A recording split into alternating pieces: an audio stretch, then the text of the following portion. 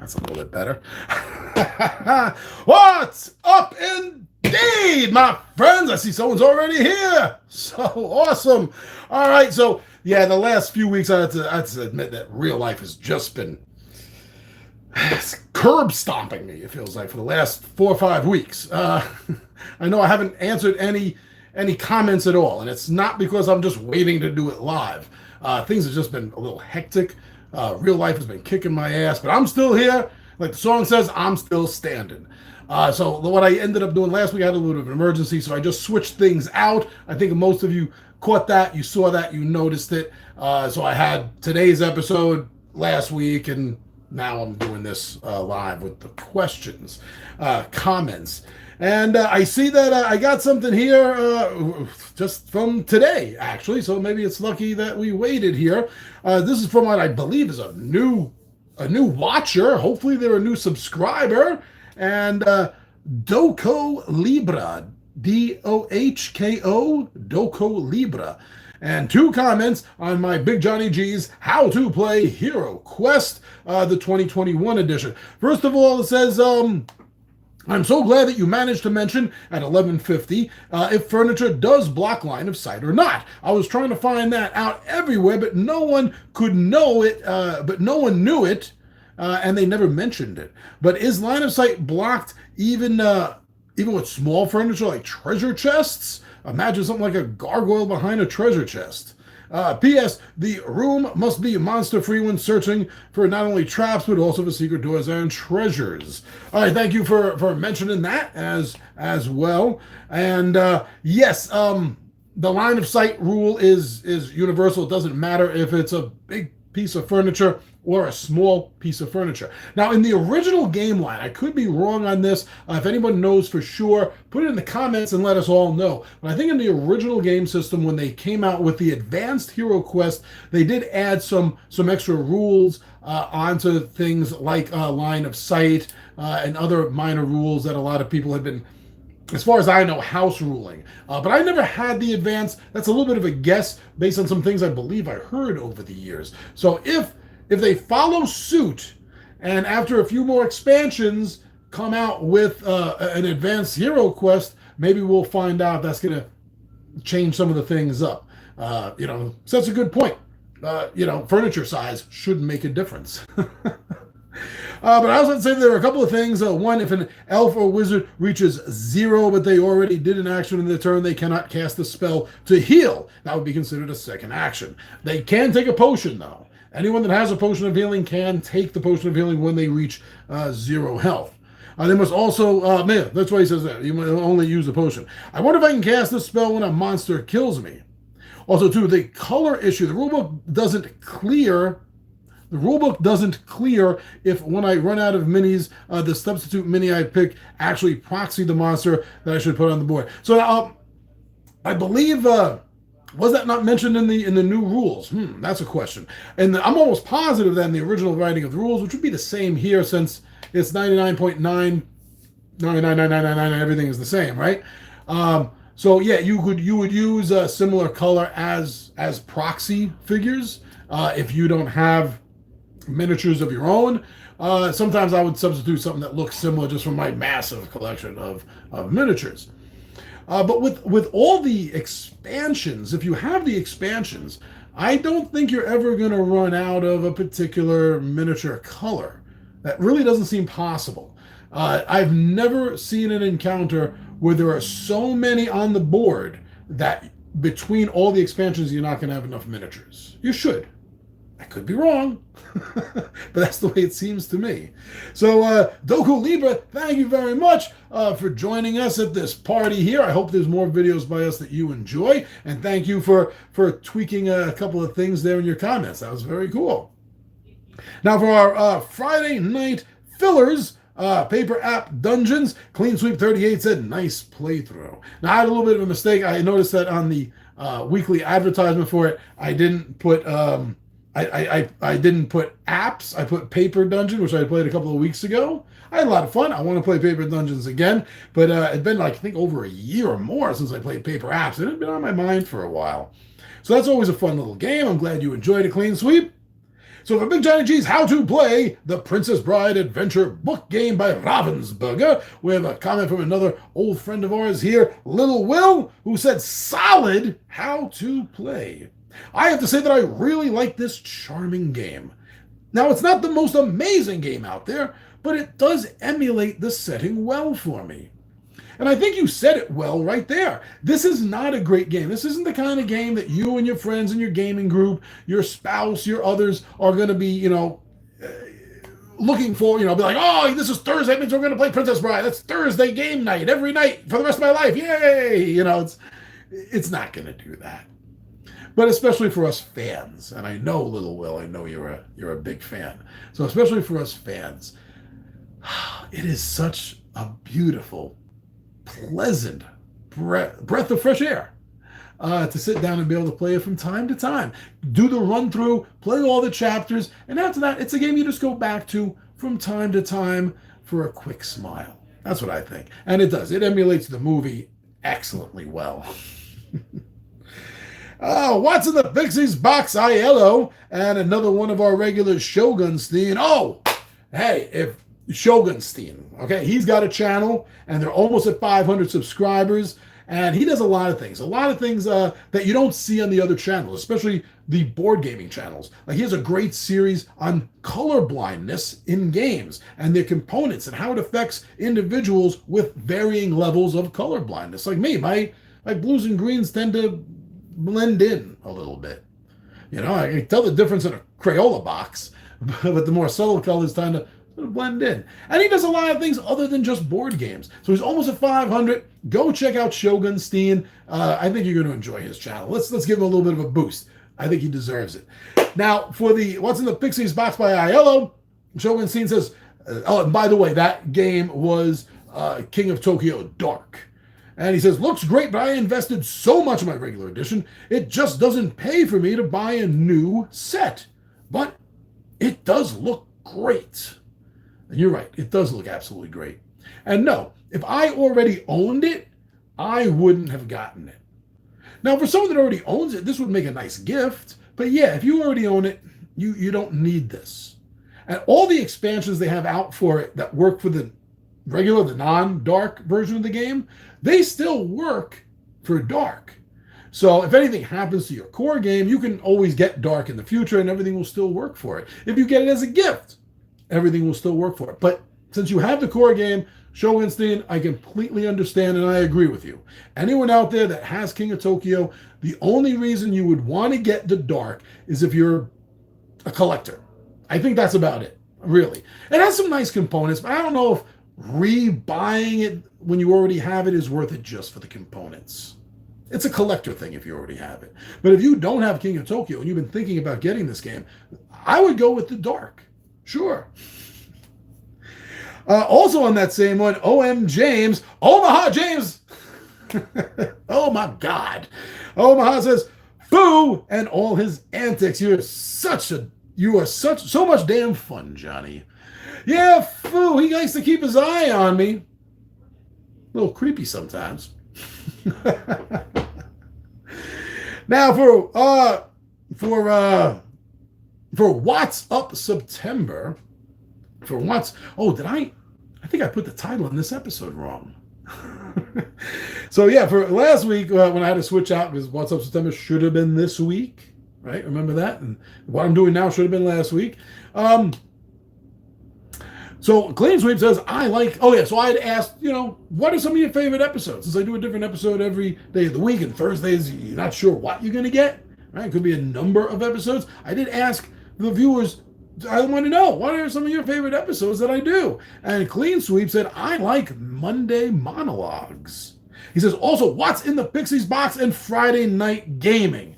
Specifically small box solo games, light games with your warrior group, and those Sentinels is long, and I can't stay for the whole thing. I do enjoy watching and participating in that. I would love to see you and your group play Lords of Waterdeep. Role player with monsters and minions, and meeples and monsters. I don't have meeples and monsters.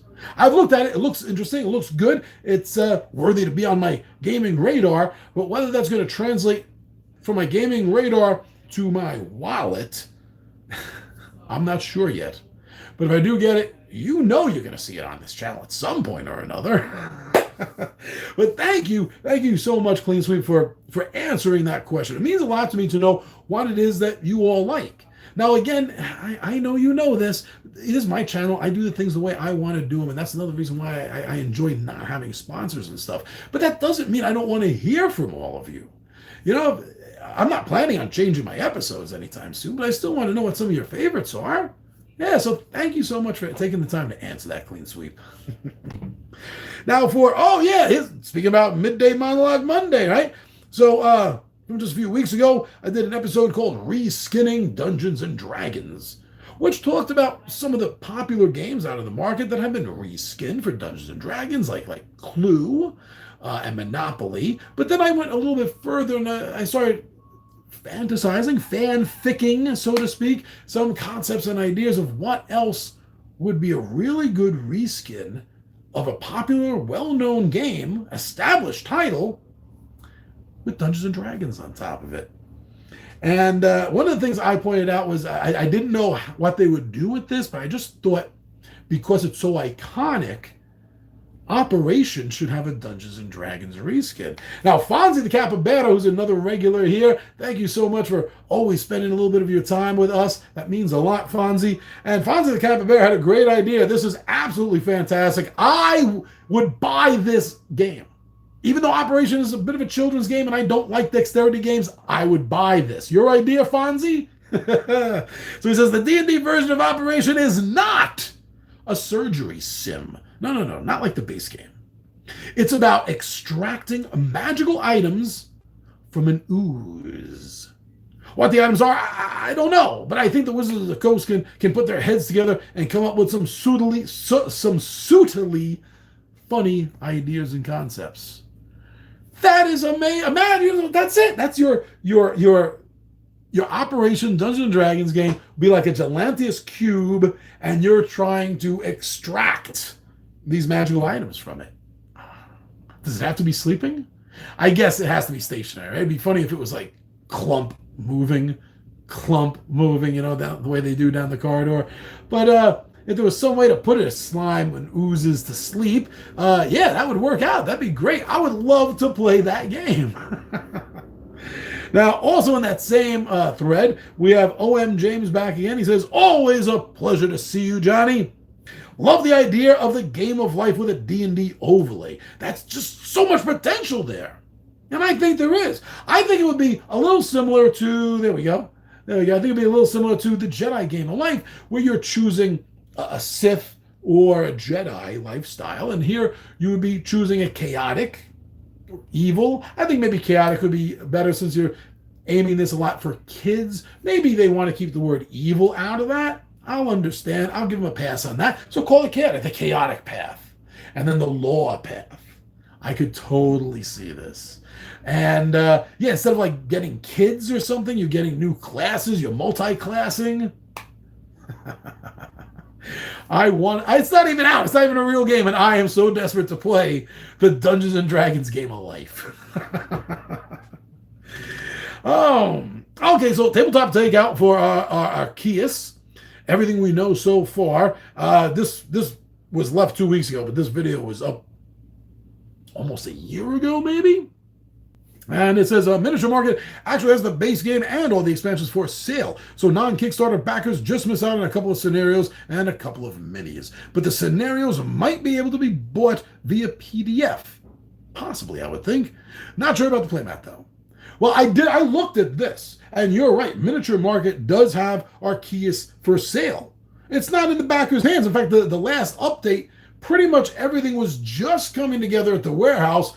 It was probably at least a month away from being shipped. So I thought this was really funny. How can this game be for sale now when at the time you wrote this is by Liz Tabor. I think that's a first timer here. Liz, nice to meet you. Hope you're finding some material on this channel you enjoy. So when Liz said that, I looked that up. I said, can I buy this game right now? Not that I would. I'm a backer. I backed it at the big level. I'm not going to buy it twice. But can I buy it now? And I went to Miniature Market. Yeah, I can buy it now. as a pre-sale. It's not in anybody's hands. Then I went to a lot of the other sites. I just hit Google Arceus board game shopping. And every single site I came upon, it was available for pre-sale. Nobody has this game right now in their hands other than a few reviewers who were sent early copies. No reviewer, as far as I know, even has the finished copy yet.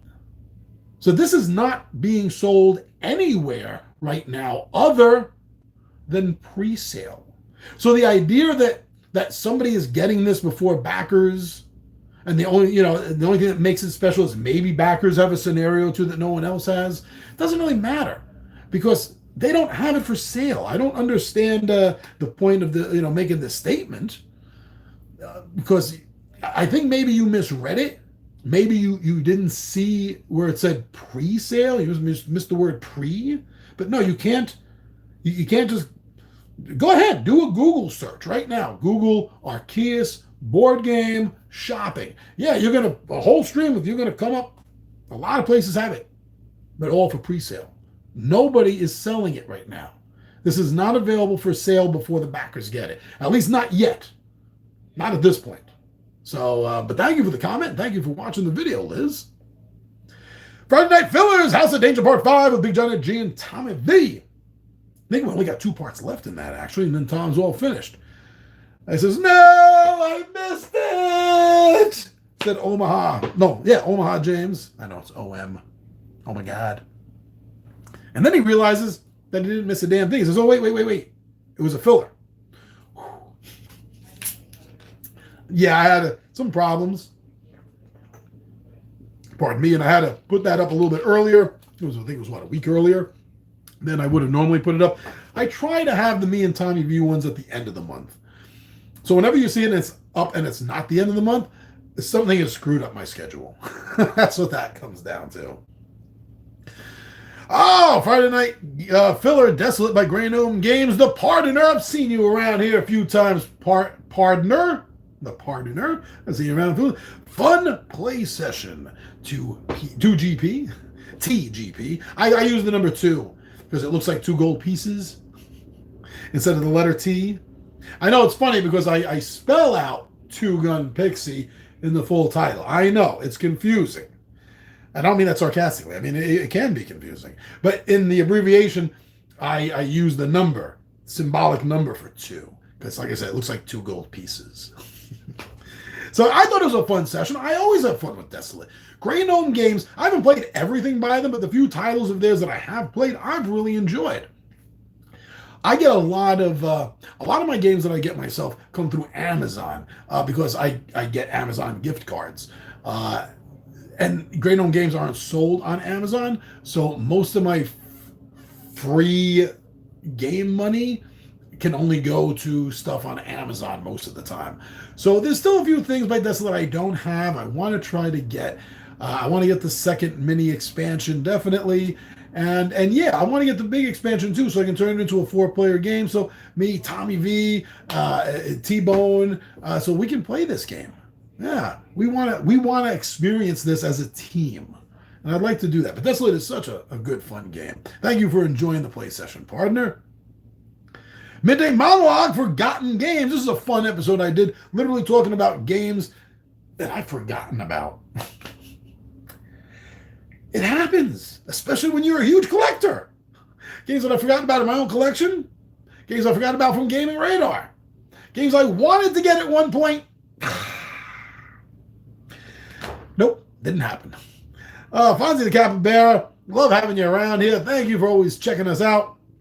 Fonzie says, you cannot blame the cult of the new for forgetting everything. There's only so much time, space, and memory that you can devote to games. And sometimes things that you were excited about are less exciting when you get them, or just get pushed aside for games that you and your friends already love. So I'll give you a partial agreement here. Maybe I was a little bit too hard on coming down the whole cult of the new as being a reason for this, but at the same time, remember, things are about what you see. So if things are not in your vision, you're going to forget about them. So the cult of the new, specifically by just constantly pushing a new title daily in your face is partly to blame whenever me or you or anyone else forgets about a game title from several months ago that you were really interested in. It is their fault. I mean, yeah, maybe you can make a note about it. You could take a little bit more responsibility. I could take a little bit more responsibility in remembering this, but they don't care about that. They care about getting $1 from you. $20, $40, $60, 80 at a time. And they don't care if it's for this game from 6 months ago or the game from now. Let's be honest. They don't care which game you're spending your money on, as long as you're spending your money on their game. So that's why, yes, I do still continue to blame the cult of the new, as far as board games go, on a lot of forgetfulness. A lot of good games got passed up because individuals forgot about them because everything else getting pushed in their face constantly. This new title, that new title. And then by the time you have some spare cash to go out and buy a new board game, you're not thinking about the game from 6 months ago. No matter how awesome it was, you're thinking about the game that these influencers are pushing on you daily. That's what happens. Yeah, you can take a little more responsibility. You can write down a note. I understand that. But the bigger picture, I think, here is the real point. So thank you very much for the comment, Fonzie. That's the way I feel. Also from Fonzie, talking about the Cult of the New episode, which I think was like a week before the Forgotten Games episode. Fonzie says, Fonzie says, I better get a drink. Okay, Fonzie says, I don't think I would ever count expansions as part of the Cult of the New. To me, that only applies to base games. The content of the old games seem more like supporting the old games than promoting the new stuff. See, I think that when it comes to expansions, it depends on whether... This is a tough decision to make because it's very personal to each and every individual, but was it worth it? I mean, come on, we've all seen expansions out there that we know was, or we feel, was nothing more than a money grab by the company. It wasn't needed. You know, like to a degree, there are some that are needed, like for Marvel Champions, the card game. A lot of the things that Fantasy Flight Games does, they do specifically with the idea of building, constantly building upon it.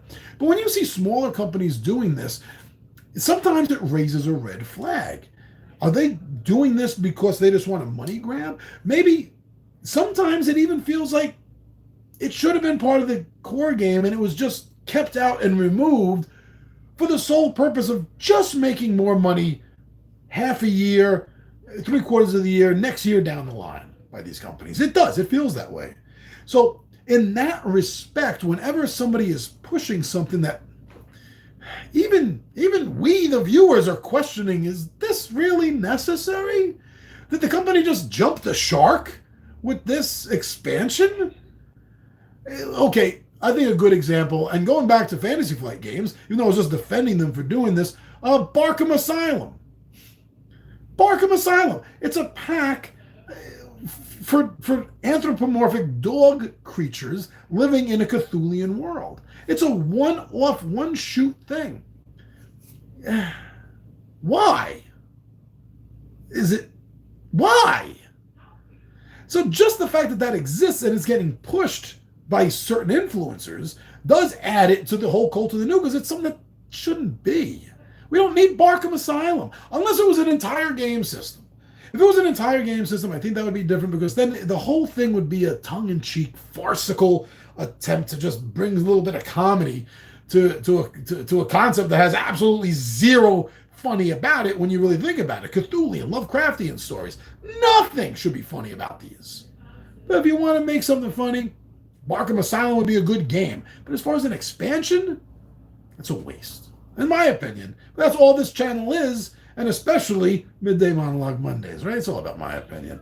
I'm not telling you, Fonzie, that you're wrong for thinking that, or anyone that agrees with him. I'm just saying that I think there's some expansions out there that just don't need to be. Oh, well, there was a lot on this Cult of the New. Not a lot of it from Shogunstein.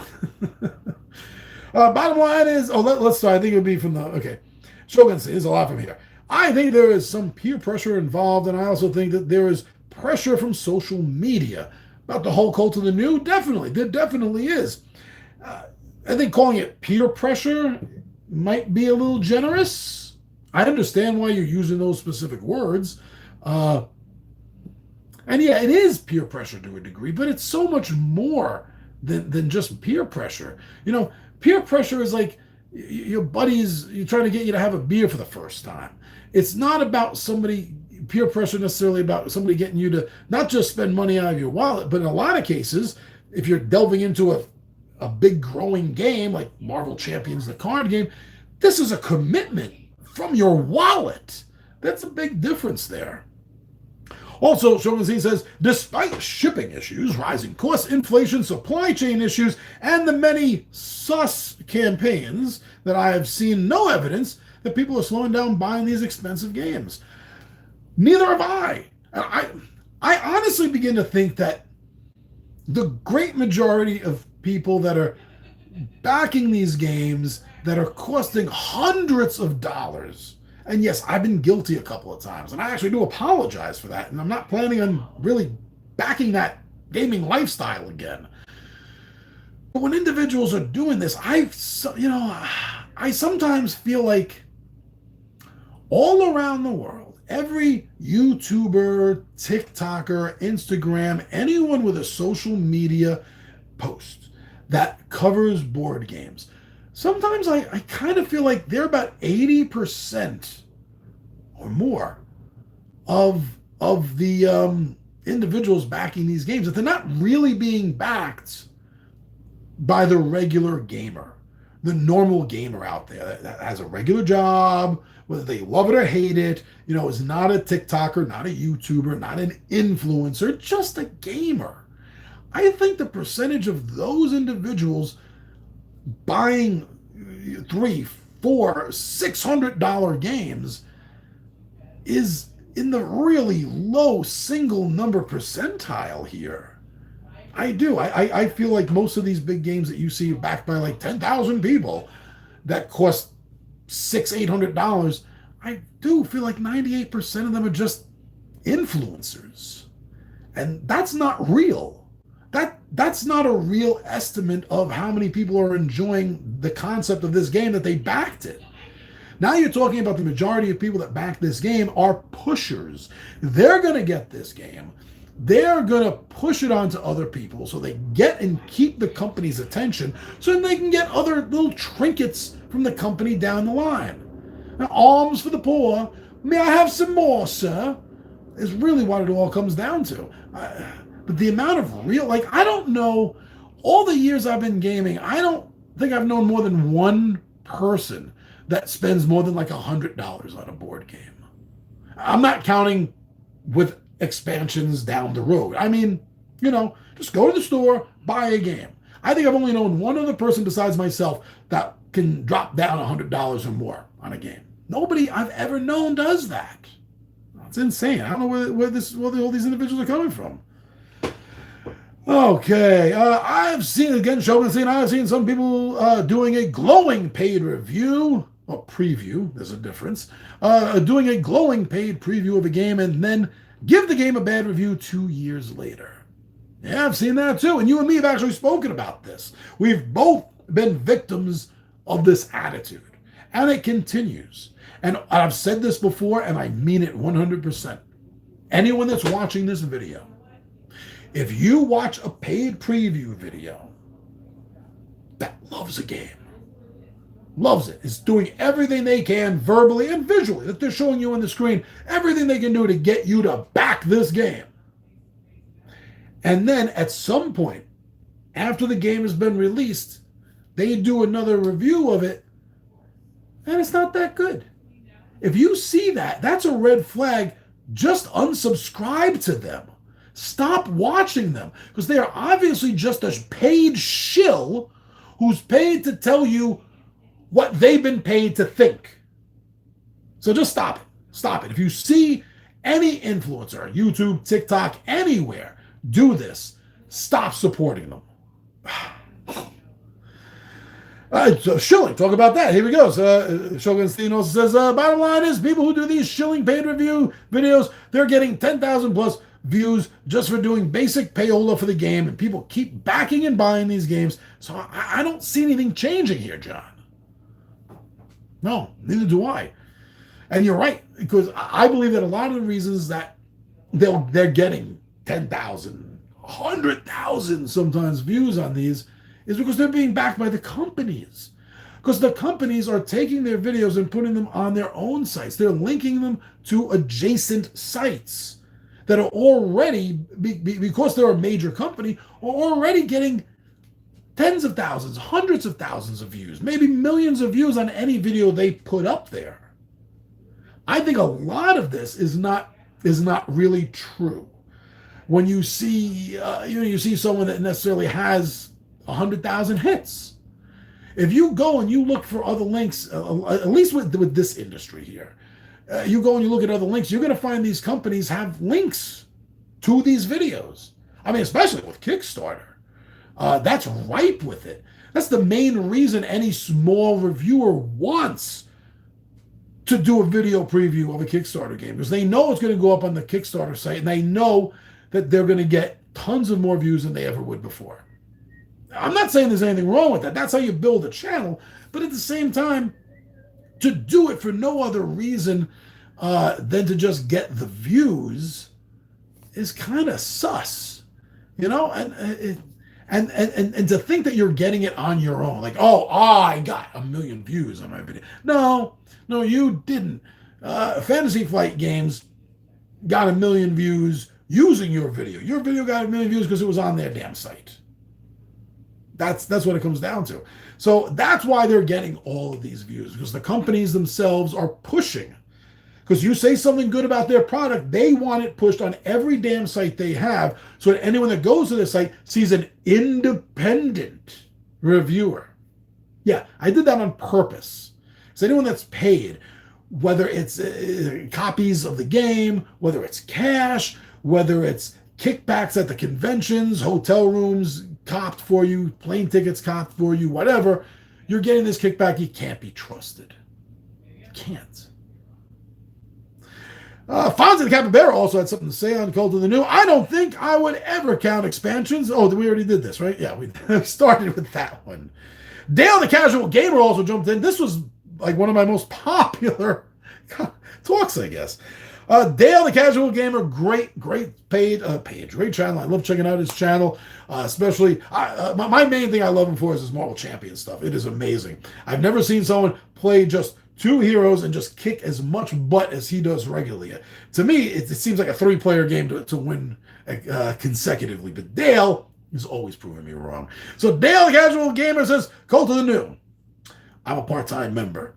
I have lots of games that I would love to get to the table more often, but with all the games that my group has, and with us only meeting on Saturdays, it's hard to work them in, especially with, like you said, so many new games coming out. So the games that are able to make it to the table 5 or more times, wow, that's a great game. Those that get played 300 or more times, like I'm talking like your Marvel Champions game, I'd say I'm a fan. And of course, continuing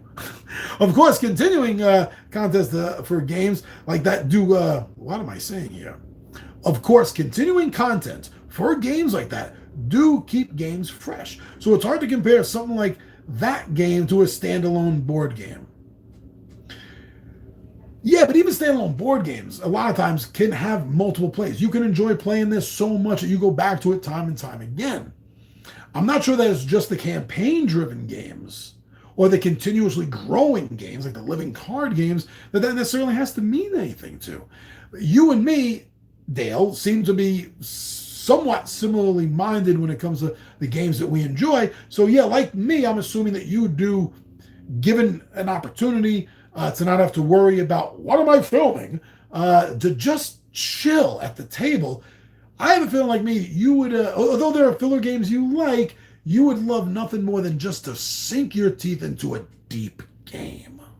Oh God, I do. I love sinking my teeth into a deep game. And Marvel Champions is a deep game because you can continue playing constantly over and over again. The replayability in a game like that is through the roof. You can't measure it because there's constantly new characters, new scenarios coming out, new villains, new encounters. It is a living card game. Like they say, it is continuously growing. But yeah, we have a lot in common, I think. Dale, Clean Sweep 38, I enjoy seeing new content because watching playthroughs, unboxings, etc. are entertaining for me. I got rolled up into Kickstarters and then backed over 12 at a time. It got expensive. So I had to draw the line and passed on many games because it was just getting too expensive. I have many games still in mint condition because I don't get to play much. There's no point in buying all these games. I only see my best friend 2 or 3 times a year, and we don't seem to get time to talk, not even to play many games. Looking at all the games I have is cool in one respect, but depressing because I really don't fancy setting up a game just for me to play alone. As far as people putting out games, I think it's great that there are so many dreamers out there. I like the way you use that word dreamer there, Clean Sweep. That there are so many dreamers out there. If they can bring some joy to the world, that's great. And as you said, if somebody produced a golden ticket game, then why not mine it for all it's worth? Again, someone an akin soul here.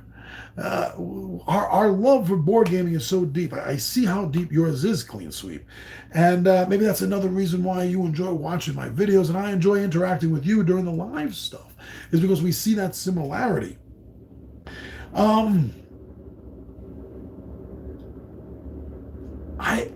I feel you. You know, you say you only get to see your best friend a couple of times a year. Well, Tommy V is my best friend, and other than a few video interactions, I really only get to see him a couple of times. I mean, I only get to see him every couple of months. 2 or 3 months is all I really get a chance. Yeah, he lives in the same city as me, but nowhere near. He's not in the same borough as me. He has a family, he has a kid, has things to do. He's nowhere near me. So getting together is really difficult for the two of us. And also, we have another problem.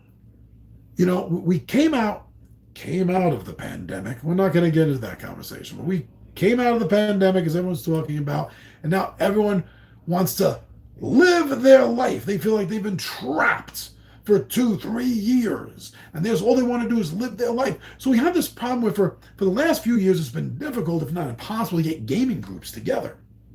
And now that it's easier and people have time, individuals can come together, nobody wants to game anymore because now everyone wants to live a life. They have, let's call it for what it is. They have something better to do. There's nothing wrong with that. We all want to have something better to do with our time and our days. Some of us, like myself, and I think a few of you others that are my regulars here that I've been talking to us, playing games, tabletopping, is the something better to do. But we're in the minority here. And Clean Sweep is not just you. A lot of individuals, their gaming days have been hurting. I mean, you saw me with the 20-Sided Warriors, what, twice? Twice recently? That's it. We're living in both a golden age of board gaming that's stuck right now in this lull because of everything that's happened. I think that the future of board games, and it's being fought, is going to be online stuff. It's going to be more tabletopia kind of board gaming. Yeah, I don't think they're going to stop printing physical copies of board games, but I think that over the next 2 to 5 years, we're going to see a lot less like live playthroughs from individuals from their gaming group live together at the same place. Instead, we're going to be seeing a lot more, and we have seen tons of it already, a lot more tabletopia sort of gaming sessions. I don't like it. Me personally, if that's the way it's going, I don't like it because I enjoy physically being with other individuals, being with my friends, my group, my pack, having them nearby. It's a completely different experience than just the interacting online. Like we're doing right now is great. But you know, if we were doing this in person, it'd be deeper, it'd be better, it'd be more electric. It would be. It's just, that's the way humans interact. Our own personal feels.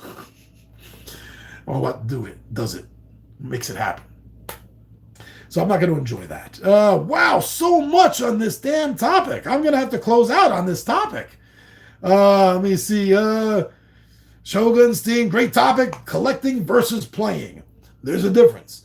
A lot of us do both, like yourself, Dale, maybe Clean Sweep, right? It's we do both. We do a little Will. I know you do. We do collecting and we do gaming as well. It's hard not to do both. It's a little bit of FOMO, I think. I do think it's a little bit of FOMO because you don't want to have your buddies come over for game day. Let's say you don't have anything picked for that day. Let's just say it's a potluck sort of day for your board gaming group. You don't want your buddies to come over and say, hey, little Will, you know what? I would love to play the Ravensburger Alien game, Fate of the Nostromo. Let's play that. And you don't want to be sitting there going, damn, I got like 400 games in my collection. I don't got that one. The one freaking game you want to play, I don't have. I think that's part of the reason with me. It happened a few times years ago when I was a lot more heavily involved in the RPGs and the board games were a little bit secondary. And I thought I had enough board games to cover everyone's interest. And I can't remember what the title was. But one of my friends asked, oh, let's play blah, blah, blah. And I was like, I got like 50 board games, man. You got to pick the one I don't have. So that's part of it with me, definitely. Collecting versus playing. RP Gamer Pro. Nice to see you back, brother. Or sister. I'm not sure. You. Excellent take on a great topic. What I dislike about this whole cult of the new is that I often get the sense that there's so much more going on behind the scenes between reviewers and publishers than is expressed admittingly publicly. Even if it's not a direct exchange of payment for a review, I sense that some reviewers avoid being critical or go out of their way to be positive when dealing with games from certain publishers with whom they've cultivated a beneficial relationship. A certain collection of overly positive reviews, in my opinion, of course, for Marvel United comes to mind.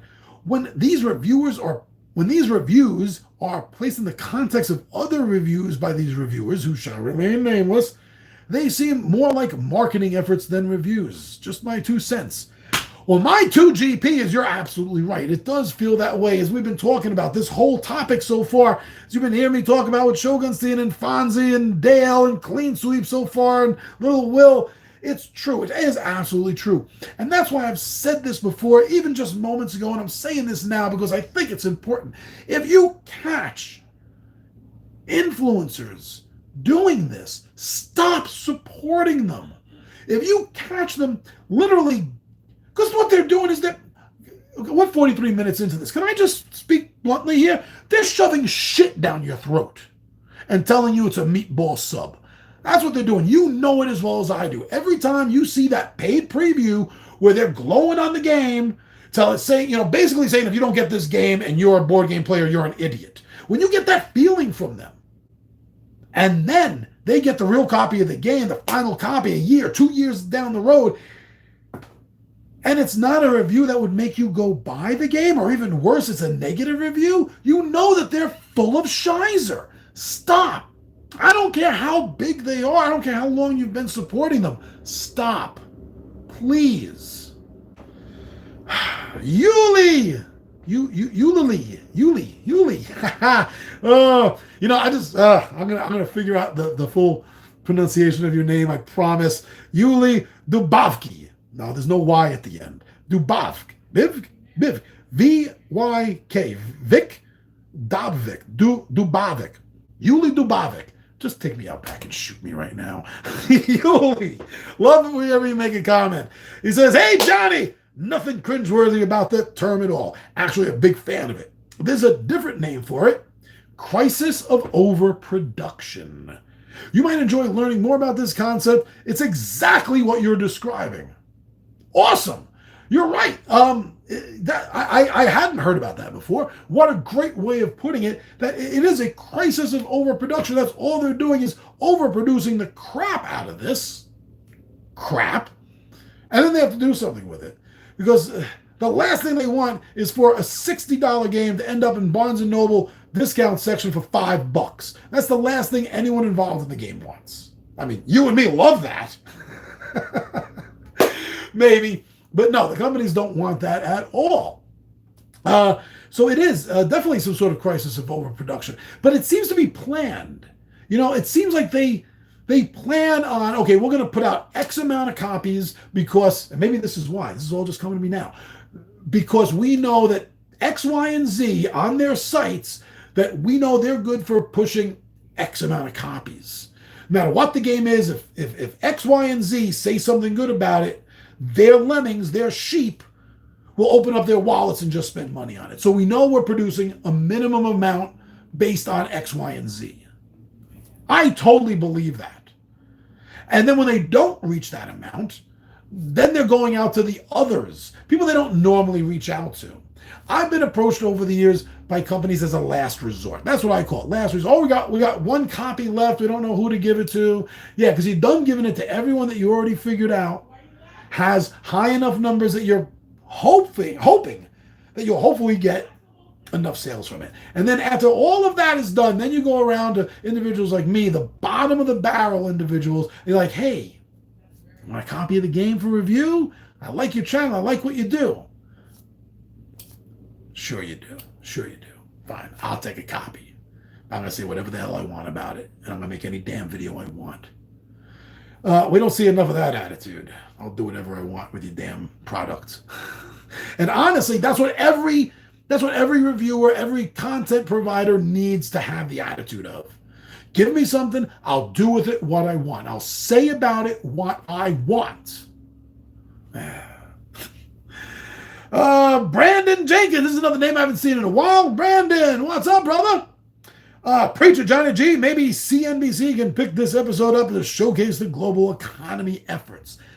I'm never being picked up by anybody. You know it, I know it, and that's fine. I'm healthy with that thought in my head. But I see your point, that this is something that needs to be discussed. I should not be the only one discussing the problem of the cult of the new.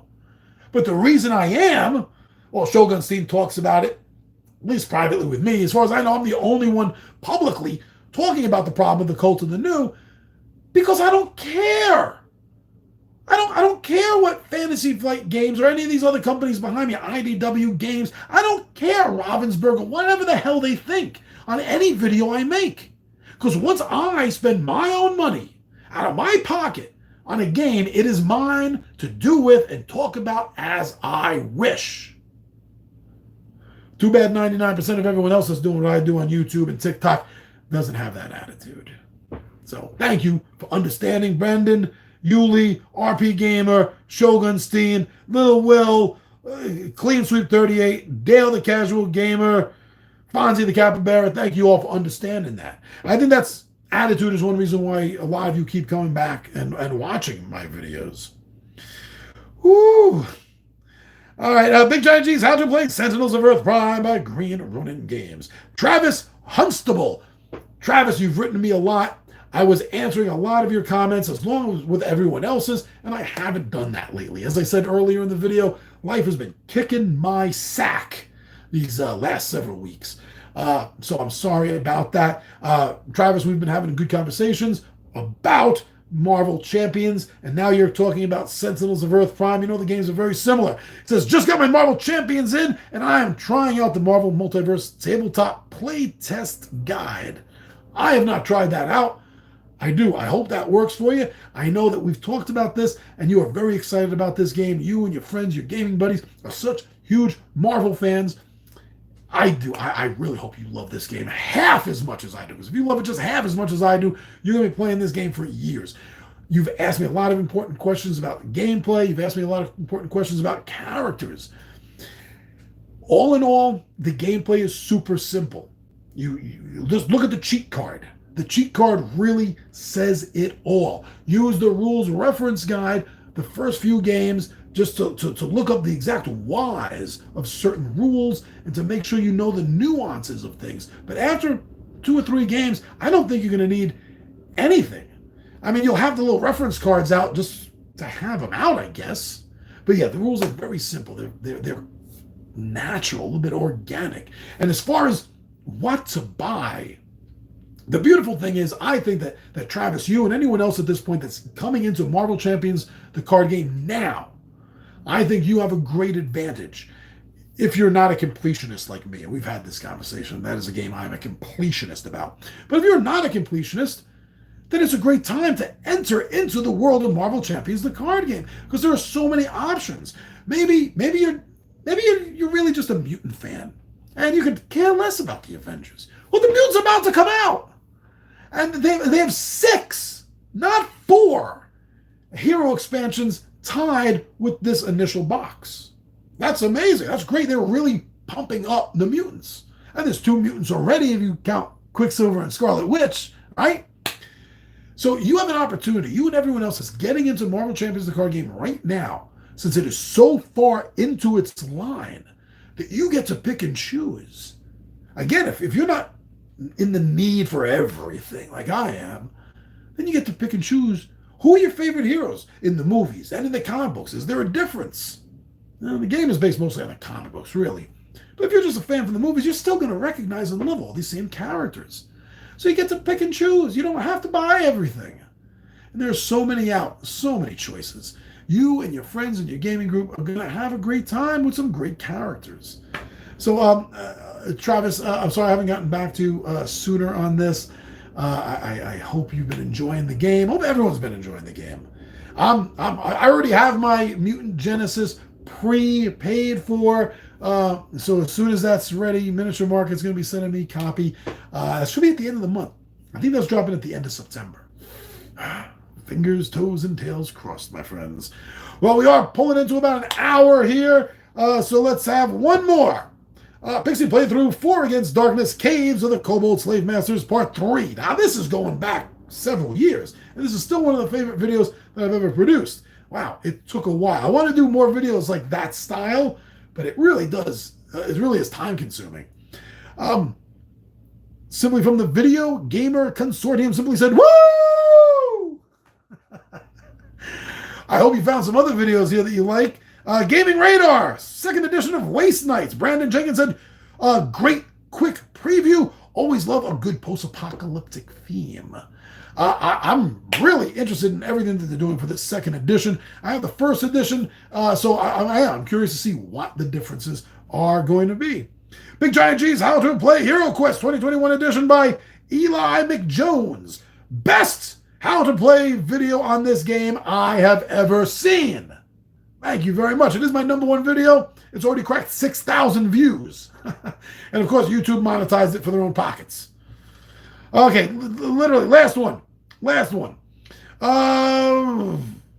Another full week of new videos. This is from the post that I did. Today's Midday Monologue Monday features our monthly updates, something no other YouTuber does. And OM James says, no like or comments? What a travesty. You're absolutely right. Your work ethic and project planning is stellar, Pixie. You are a rock that we can all count on. Thank you for being you. You are appreciated, even if you don't know it. That means a lot, OM.